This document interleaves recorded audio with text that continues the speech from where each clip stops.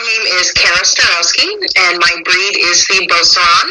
I've had Beaucerons for 15 years, and I'm currently serving as the American Beauceron Club's president and rescue chairperson. Well, I grew up, we had pet dogs when I was a kid. We had Rotties and Bernese Mountain Dogs. And I really, really loved the look of the Beauceron. I was 14 years old when I started looking at them. And I wanted a dog for junior handling that was, sharp looking and attention getting, but still was intelligent, that I could try other sports like agility with. And the Beauceron just fit that bill. Plus there was something that was just a little different, a little unique. And I got my first Beauce when I was 15. Sure. Well, actually, before I did any AKC or UKC showing, I actually started with my local 4-H program. I was really lucky because I don't come from a dog show family. My family loves dogs, but they weren't dog show people. And it's really hard for young people to get their foot in the door with AKC if they don't have a mentor or, somebody guiding them. So I was really lucky that my local 4-H program had an excellent dog program. The kids all have to learn junior handling and obedience and dog knowledge with their dogs. And so that's where I started. Wow.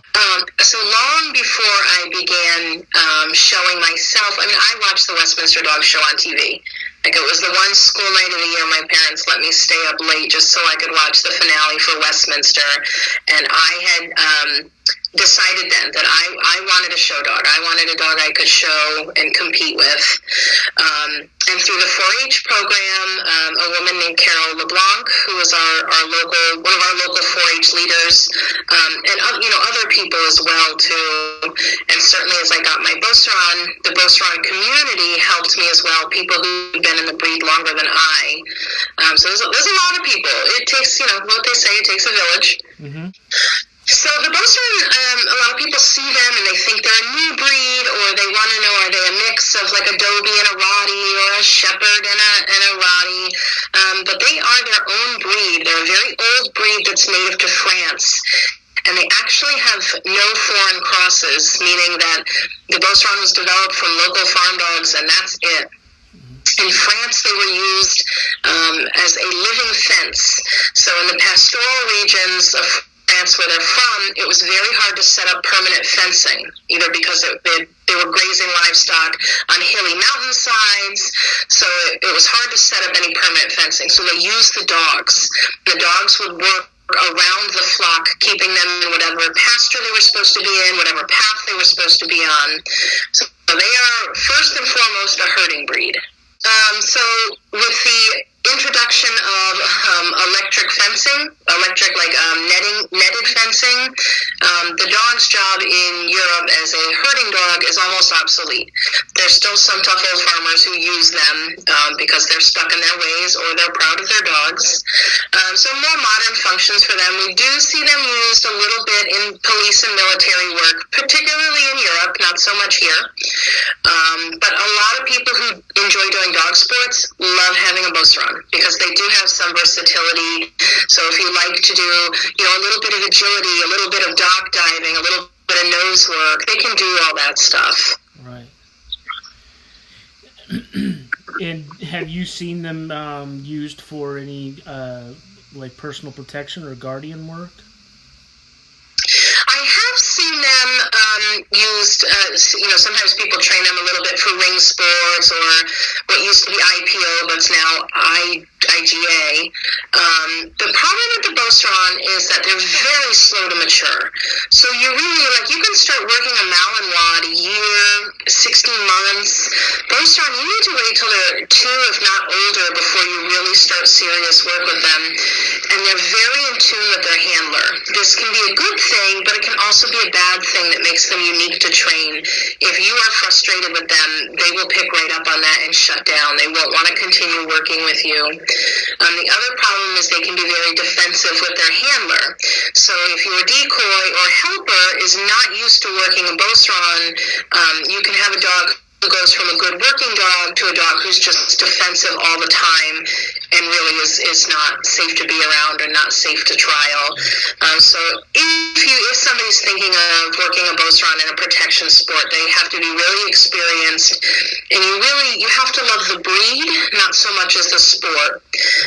When I had the opportunity to go to the Beauceron National Specialty in their native land in France, there were over 500 dogs entered in the show, and of that, there were only 6 Beaucerons competing in French ring in the bite work portion over there. So that really tells you that it's you can do it with them, but they're not ideally suited. Right. If that makes sense. Do you see that they do have natural guardian instincts as far as like your property and? Oh, absolutely. You don't need to encourage it. It is there. They will let you know when somebody's here, and just their size is enough that, I always feel safe when I have my dogs. Just their size alone is enough to make people move away from them. But yeah, absolutely. They let you know when somebody's here, and I don't think a stranger would ever walk into a Beauceron's house. Right. Talking about size, could you tell us the AKC standards and the FCI, and is there a difference between the two?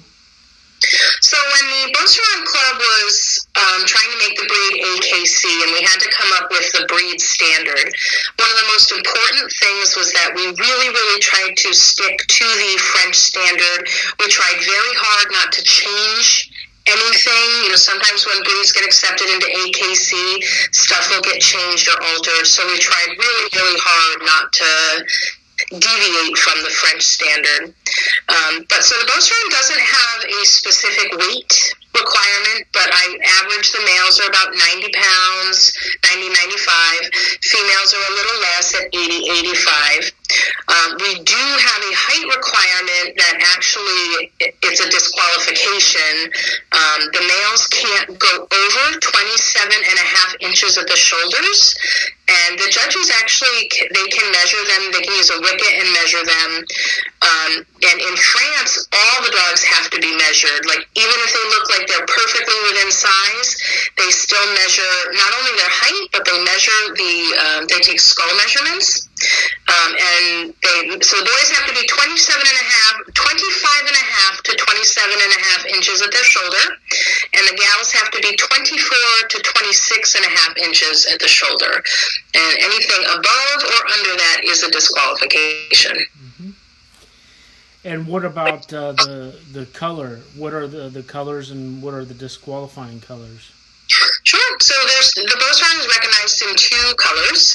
We have I don't want to call it more traditional, but the more common variety, what we call the black and red, or the French call noir et feu, black and fire. And so it's a black dog with markings on their face. They should have the red stockings. They have little markings on their butt. It's adorable. And the Harlequin Beauceron, the rest of the dog community would call it Merle, but following French standard, we refer to it as Harlequin. It's still a black and tan dog underneath, but it has gray splotches that should be evenly distributed throughout the body. The interesting thing about the Harlequin Beauceron is, as puppies and as young teenagers, their color is so vibrant, it's breathtaking.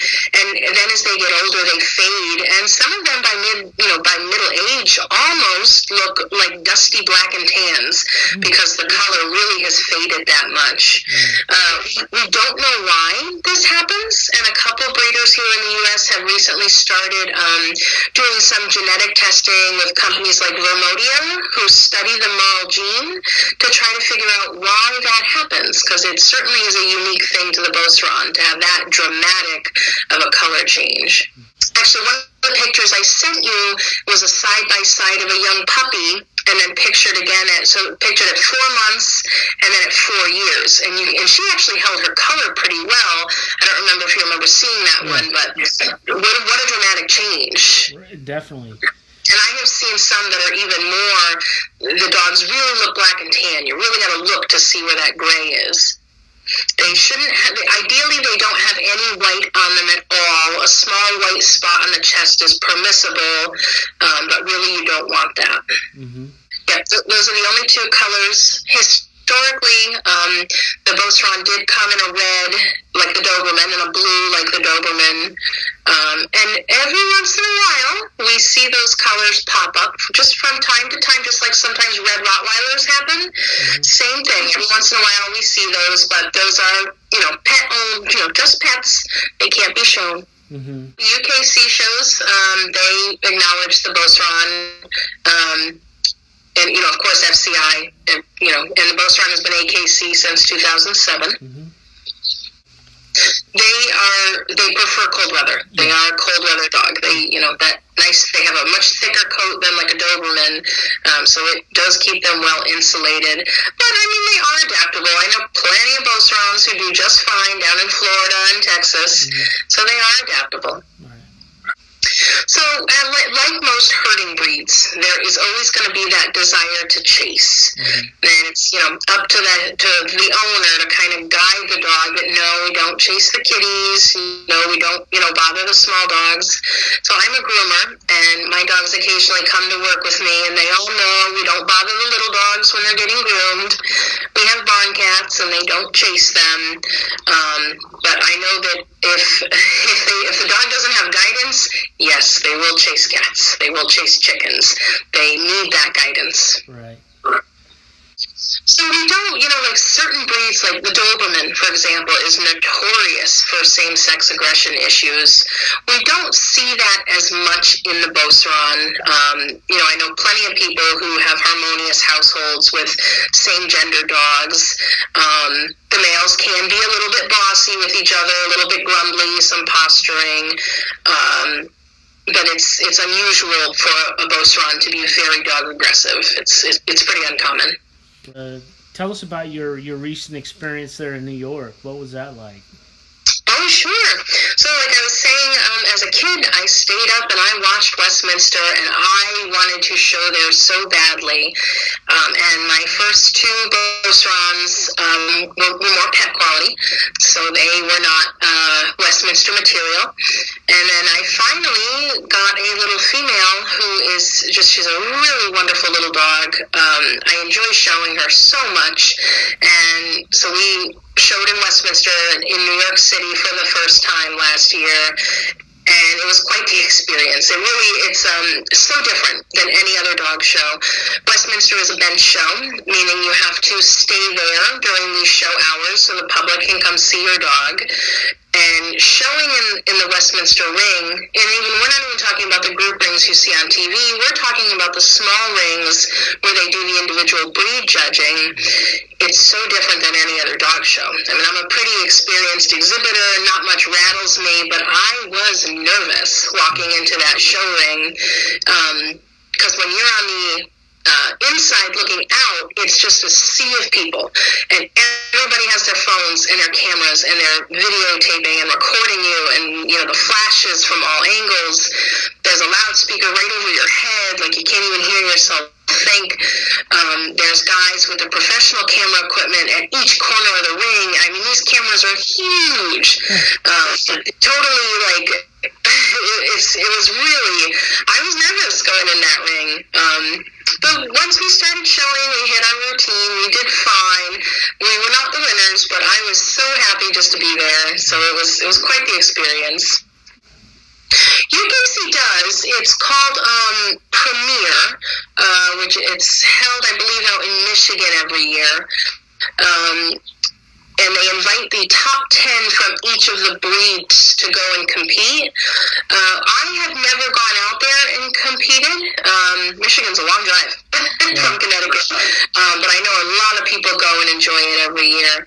UKC showing is a lot of fun. It's you can only show your own dog. So in AKC, you can pay a handler to show your dog for you, and in UKC, they don't allow that. A handler can show their own dog, but you can't be paid to show someone else's dog. So it's a little bit more of a level playing field, a lot of people think. So I always enjoy the UKC shows as well. UKC is really for the working man's dog. Mm-hmm. They promote a lot more hunting events for coonhounds and beagles. they do not allow any product in the dog. So, like, when you go there and you look at the poodles, the styling of them is so different than what you're used to for AKC because they do not allow hairspray. So poodles don't have to be in the traditional continental or English saddle clips that you're used to seeing. I think, I don't have a poodle, so if I'm wrong, I'm sorry. I think they just have to have an inch of hair so the judge can make sure the dog has the correct hair texture. But yet, no product, so you're not going to see dogs with that flat iron hair that you see like Yorkies where that hair is like pinned straight because there's no product allowed. Talk about your morning and evening routine with your dogs. What does that look like? So for the Beauceron, it's all about they want to run around. We have a small farm, so the dogs just, you let them out in the morning and you look out the window and they are just doing laps on their own up in the horse pasture because that is what a Beauceron wants to do. They want to run and run and run. They have an incredible amount of energy. Mm-hmm. What kind of kennel setup do you have? Do they stay in your house or? So I only have 3 Beaucerons, only. Yeah. It's still like 300 pounds a dog, but only 3. So mine live in my house, and they do love their people. So they're not ideally suited for, being away from them all the time. Mm-hmm. Not to say that, we do have a fenced-in kennel area in the backyard, so if my husband and I are both working a long day and it's nice weather, they will be out there, but the majority of their life is on the couch. Well, our previous conversation, you were talking about you're possibly going to have your first litter. Yes. So my youngest, she's 3 now. She completed all of her health testing. So for the Beauceron Club Code of Ethics, and the OFA, so the canine. The chick numbers requires that Beaucerons have their elbows, hips, eyes, and heart examined for genetic problems. So Mahalo recently just passed all of those. So I went to France to scout out a potential stud dog for her, and I found a couple dogs that I really, really liked. So crossing my fingers that this going with her heat cycles, that we will have our first Beauceron litter this December, that was when she'll be bred. So puppies in February, and I'll get to enjoy having adorable puppies in the nice warm spring weather of April.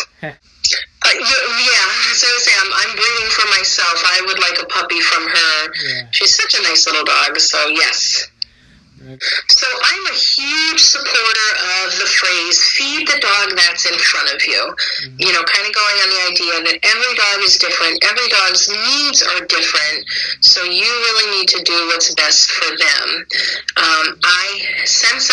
The first breeder that I purchased my Beauceron from, again, 15 years ago, really encouraged a raw diet.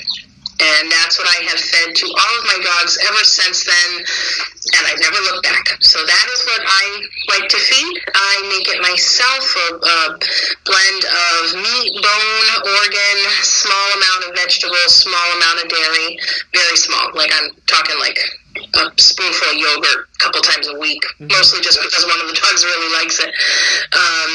But I've been comfortably making my own dog food that way for 15 years. But I understand it's not for everybody. People who, don't have the time for it, and trying to buy this stuff that's pre-made is very expensive for a big dog. And I know plenty of Beaucerons who do just fine on a kibble diet. So it's, again, big supporter of feed the dog in front of you. So as far as large dogs go, Beaucerons are pretty healthy, and they have decent longevity for the size dog that they are. But certainly things to be aware of are hip and elbow dysplasia in the breed. Eye issues, we're seeing more and more dogs with entropion, so that's something certainly to be aware of. And the biggest heartbreak in the breed is the dilated cardiomyopathy, which any Doberman owner will tell you is absolutely horrific. My first diet of DCM, and it's when the heart enlarges, and it's really it's a very hard way to lose your dog, because I grew up with Bernese Mountain Dogs who tend to get cancer. And when a dog gets cancer, you can tell they're tired. Their bodies are tired. I don't want to say that it's easy to put them to sleep, but the dogs are ready. The dogs are hurting. The dogs are in pain. The trouble with DCM is their brains and mind stay alert right until the very end. It's just their bodies fail them. They can't get up. They can't do the things that they used to do.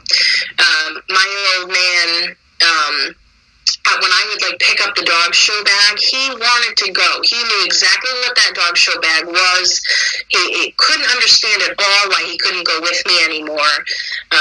But he was almost at a point where he couldn't do stairs anymore. And he was struggling just to stand it. He'd get stuck in his crate. We'd have to take the crate apart to help him out of it. So that's why DCM is hard, because the dog's brain is active and as alert as ever, just the bodies fail them. The other OCD, which is a problem with shoulders, we're seeing more of that. But those are the biggest concerns. Certainly I think DCM is the biggest thing threatening the breed and to be aware of. So the American Beauceron Club is the parent club here in the United States, which means that it's the AKC's affiliate club for the Beauceron. The Beauceron Club's first most important job is they maintain the breed standard here in the United States. So they work with AKC to derive that written standard for what a perfect or what an ideal Beauceron should be. And only the parent club can make changes in that. Say we suddenly decided we wanted to allow the blue and red Beauceron, it would be decided by the parent club. Their other jobs is they run the breeder's code of ethics. So a responsible breeder will follow the importance of health testing, breeding dogs only with good temperament, and selling only to responsible puppy buyers, never selling to pet stores or brokers or anything like that. The Beauceron Club also maintains the breed rescue. So another really, really important thing. And, of course, they host Beauceron events like the National Specialty or supported entries, things like that for people who show. I was the club's first junior member. And about 6 years ago, I started volunteering more, and I volunteered to run the rescue. So I became the rescue chairperson.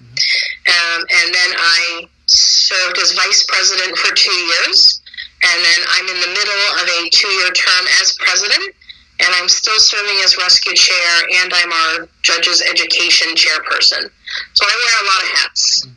How do you hold the breeders accountable? Do you guys have a database where they have to prove they're health tested and all that, or?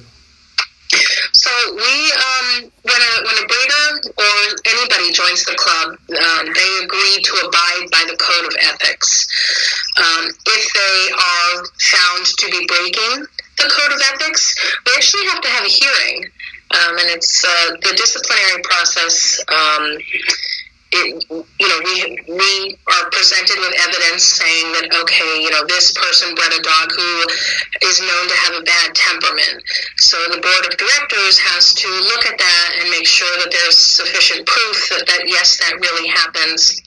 The breeder's given a chance to respond and see, was it a misunderstanding or are they really doing something wrong? And then we proceed from there. So that's kind of certainly it's a difficult topic to do things like that because many of these breeders have known each other for years, many are friends, but the Beauceron comes first. The health of the dog and the dogs that they're breeding and the temperaments, that all comes first. So it sounds like you guys are taking measures to not let the show quality dog take over the capable working dog. Am I correct in my assertion? You are 100% correct. The Beauceron, first and foremost, is a herding dog. So that's why we are strongly discouraging, we've seen some really big males. If you've seen my boy Jackal, he's a big dog. He's a very large male. He's as big as they ever should be. But he's too big to do his job. He could not go herd a flock of sheep all day. He's too large. He would be worn out, partway through the day. So we really are emphasizing that breeders, we're looking for moderate dogs. It isn't, the biggest is not the best when it comes to the Beauceron. They're a large dog, but they should be a moderate dog in all proportions. And yes, form should absolutely follow function. That's why there's nothing really extreme about the Beauceron. They're not super big, they're not super small, they don't have super short noses, they don't have super long noses. Everything about them is just moderate. And that's even, one of the things that being involved with the Judges Education Committee, one of the things we emphasize is even in a showing, the Beauceron shouldn't be trimmed. They're supposed to be presented natural and rustic. That means we're not supposed to be shaving whiskers. We're not supposed to be trimming ears. A good Beauceron doesn't need that. Over in France, the groomer in me was a little horrified. They presented dogs who were dusty and dirty to the judges, and the judges did not seem to mind one bit. I feel like if we tried to do that in the AKC ring, we'd get laughed at. But they're a rustic dog, and they should be. Right. Luckily, really not too much, not compared to, you mentioned bulldogs, and you look at pictures from the bulldogs, even, not even 100 years ago, even 70 years ago, look how much the bulldog has changed. Beauceron really is not a lot different. We're seeing, again, not just here in the United States, too, also over in France, you hear comments quite regularly that the dogs are becoming too big, they're too heavy, too much bone, and not that, substance is a good thing, but they shouldn't be overdone. They shouldn't be that large. So other than that, really, they've changed very little, very little. We see more Harlequins than we used to. That's the Merle coloring again, but there's nothing wrong with that. I think we're just a lot of people who have the Beauceron as a pet. They're attracted to the color, so we are seeing more Harlequins than we used to, for sure. Right. Yes, and that's the good breeders will always remind their puppy owners or puppy buyers that the color does not stay. Right. Yep, so I have helped Canadian rescues, but our primary focus is dogs in the United States. Luckily, we're not needed very often. We have become increasingly busier in the past couple years, unfortunately. But that's what we're here for. That's what the club is here for, to protect the breed. So we have a nationwide network of fosters. And so people from all over the country have volunteered their hearts and their homes to fostering a Beauce. So if a dog shows up in a shelter, out in California, that's okay. I've got contacts out there, even though I'm from Connecticut.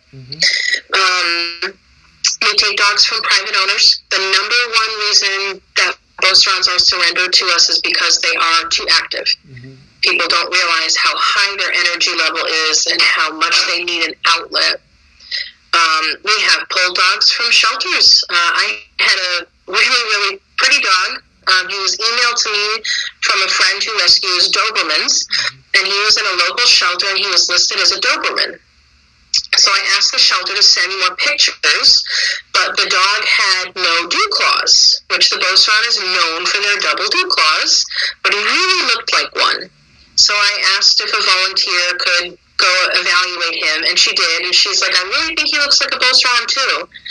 And we got the information from the shelter, and the shelter explained that the dog had belonged to a trucker, and the guy, his truck got repossessed, so he was homeless. He surrendered the dog.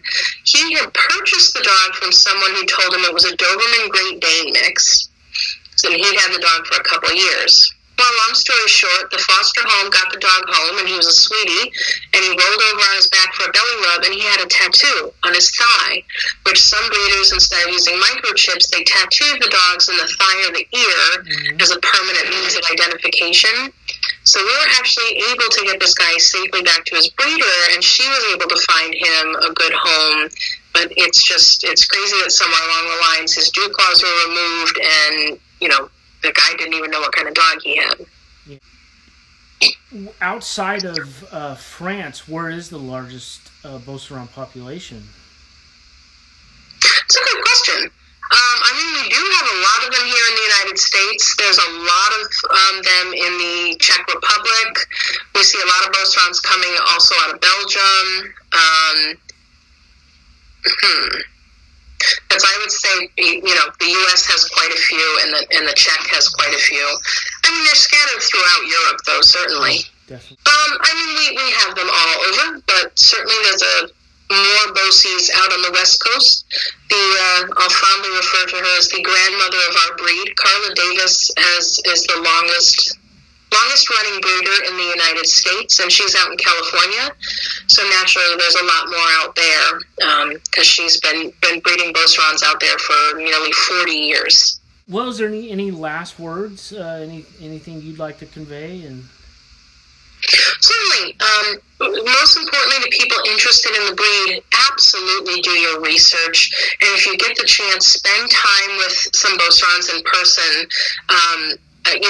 Especially me running the rescue, I'm always open to new people who want to meet the breed. And I'll say, come meet me for a hike or come over and see my dogs, play ball in the yard with them for an hour. And sometimes people will throw the ball for the dogs for an hour, and they're like, these dogs aren't tired. I'm like, I know they're not. It takes a lot to tire out them. They're like, well, maybe this isn't the right dog for us. So, do your research ahead of time. Certainly, if you are looking for a breeder, we keep a list on the Beauceron Club's website of breeders who should be following the code of ethics, which is important. And alternatively, if you're looking for a rescue dog, we also keep our rescue dogs on there. So we have both, whatever anybody wants, whatever fits in everybody's lifestyle. And again, just keep in mind, a good breeder is so important for that temperament, to know what your puppy's going to end up like. Thank you very much, and hope to talk to you someday in the near future. Absolutely. You're welcome, Sean.